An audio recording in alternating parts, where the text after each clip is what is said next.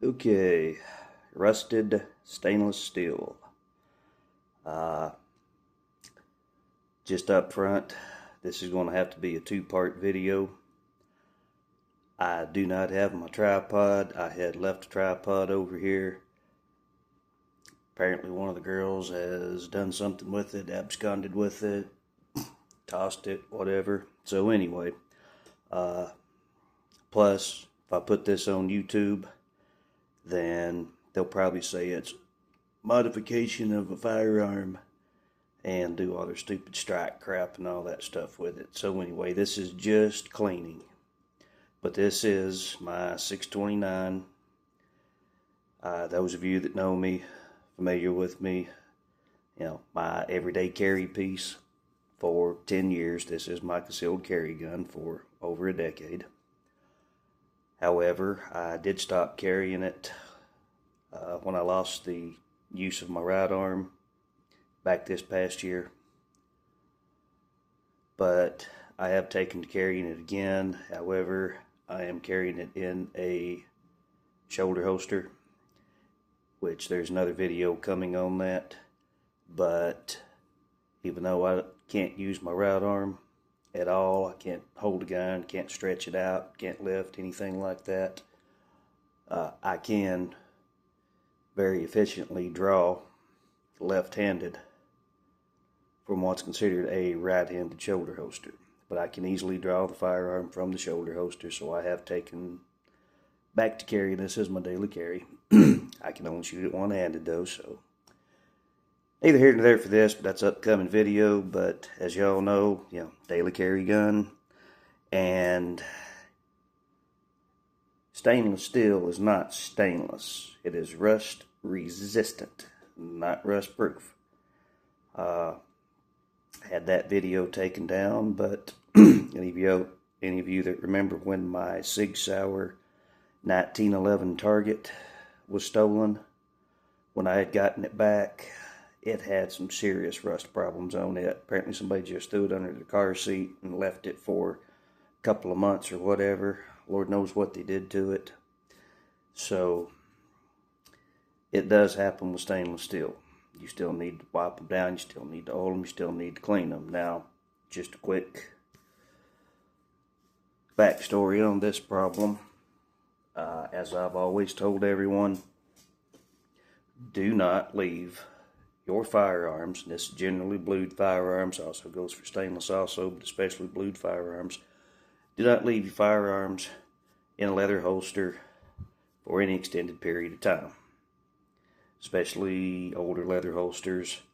A lot of those, and especially your cheaper leather holsters, they were salt tanned, or they had salts in the hide, and they would completely ruin your bluing on your gun. They would rust, they would mess up your finish. Excuse me. So, all my holsters are heavy duty Cordura or ballistic nylon. I do prefer the Uncle Mike's holsters just because of the fit, the finish, they're good, they're hard, they're tough. Yeah, they're cheap, but they work for 99% of my needs. And they're cheap. Well, inexpensive. We've already done a thing on inexpensive versus cheap, but they're fairly inexpensive. But they are sturdy and have good retention. So anyway, when I'd stopped carrying this, I had left it in the nylon shoulder holster on the bed in the bedroom probably 4, maybe 5 weeks at most. That's getting out there on how long I left it. So it wasn't over 5 weeks that I left it in the holster. And when I came back to put it back in the case, I had noticed the rust on it.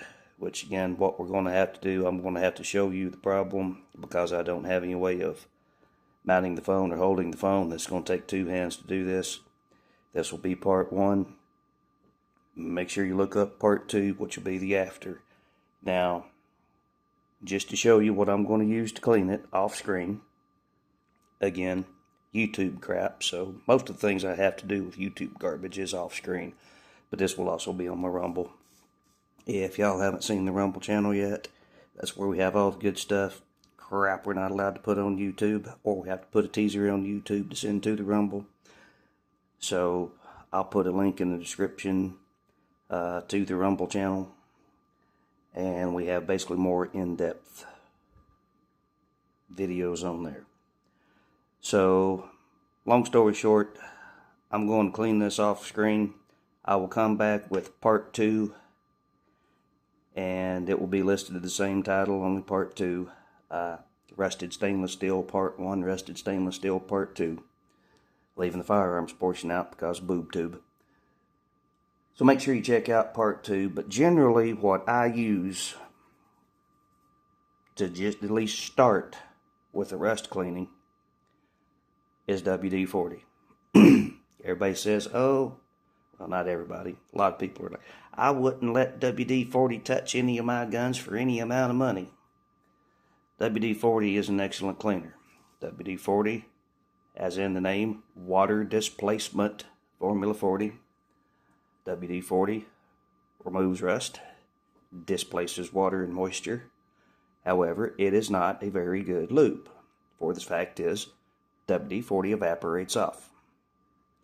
Doesn't leave an oily film for lasting protection.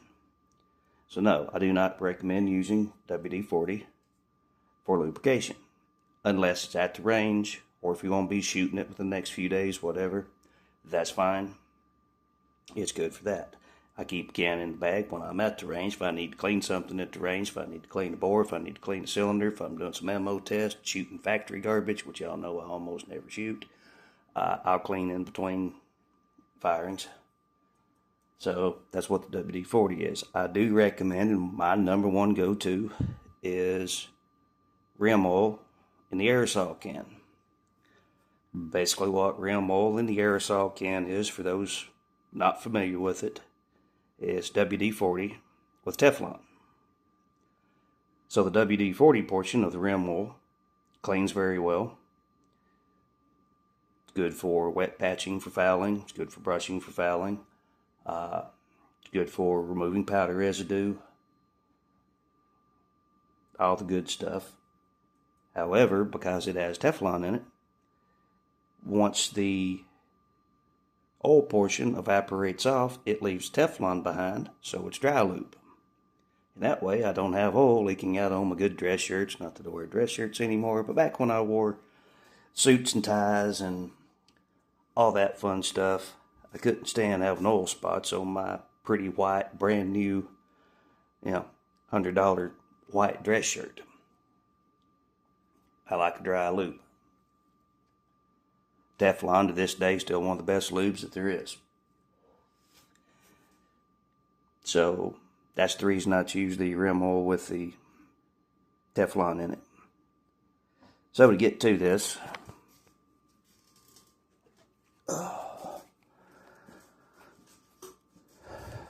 if we look down the barrel here, and especially you can see, again, I apologize for focusing. I'm just having to use my cell phone here, and I will have to spot focus as I go. You can see there she goes. My top rib of the barrel. That is some serious, serious rust conditions. As soon as I pulled it out of the holster, I about went ballistic. As again, y'all know this is my baby, and if you haven't seen the video on it with the action job I did to it, I highly recommend you watch that video. I'll put this action up against any other gun on the planet. Of course, again, it took me 18 hours to do the action job on it. See the side of the barrel. And with the light shining off the barrel, it is making the white balance go in and out, but front sight, can't hardly miss that.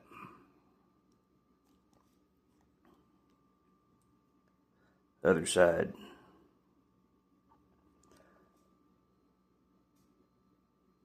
front of the front sight. And, well, with this camera setting, let me try to change this. There we go. Try to get a little bit closer in on it. This isn't just light surface rust. And the bad thing about stainless steel is once it rusts, it keeps coming back. That's just the nature of the metal. It actually gets in at the microscopic porous level,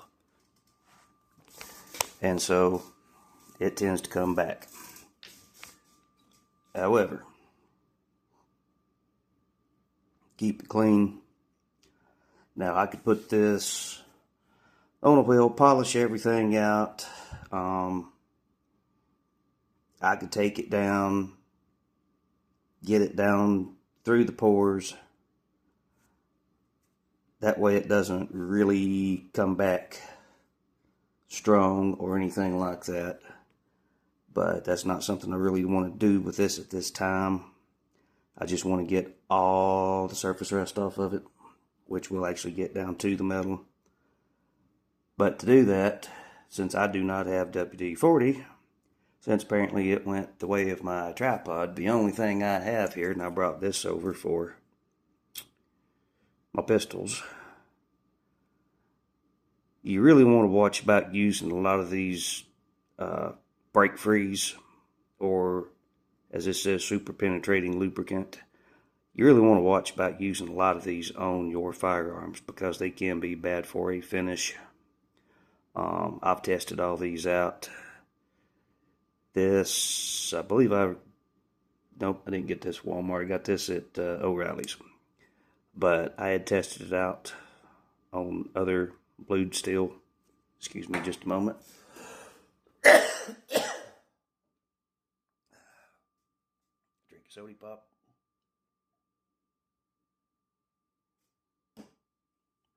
And those of those of you all that know me and my videos, you know there is no editing done. It doesn't matter what it is. The videos are completely unedited, start to finish. There's none of this, well, 16th time's charm crap. No, if I screw up, you see me screw up. So anyway, one of the good lubes is a very inexpensive lube, but is an excellent lube. Is the Walmart brand, comes in a gray can, and it just simply says penetrating lubricant. I will have to show that when I get back to the shop. I will have to show that, but it's half the price of most, a quarter of the price of what you guys are probably using, because I know gotta buy special gun lube.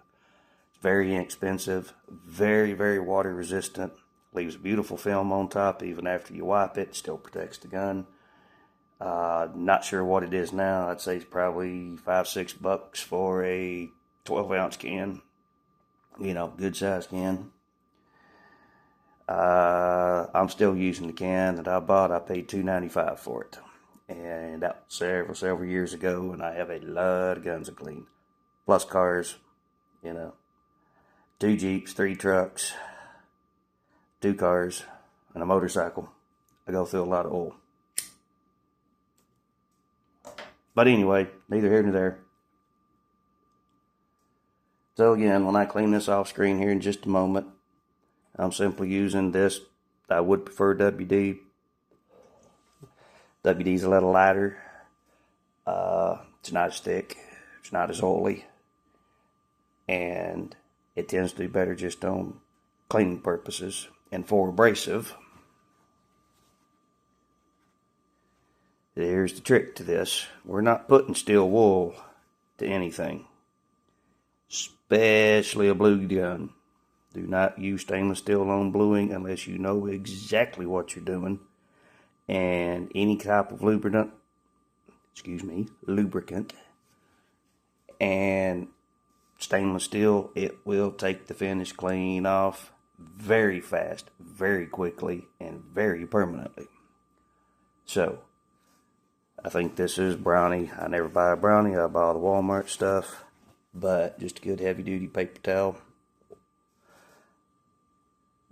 The roughness, there's enough of the fibrousness to that. There's enough raspiness to it, for lack of any better terms. But there's enough roughage there that will act like a Brillo pad without ruining your entire finish. So, for taking surface rust off, you can always step it up to a 4/0, which is your 4000 superfine steel wool after. But anytime you go to clean surface rust, start with the oil and a paper towel. You can get probably 90% of even the worst rust off simply with a paper towel. So, that's how I'm going to clean this. Oil and a paper towel. This is part 1. Come back part 2. Now, I have no idea how good this is going to go. Again, you'll see the results just like I see them. So, when you come back for part 2, we'll see exactly how good oil, preferably WD-40, and a plain old paper towel does. And we'll see what it does to the not technically finished being stainless steel, but we'll see if it breaks the metal, if it leaves scratches, anything like that. So we will see that in part 2, and God bless.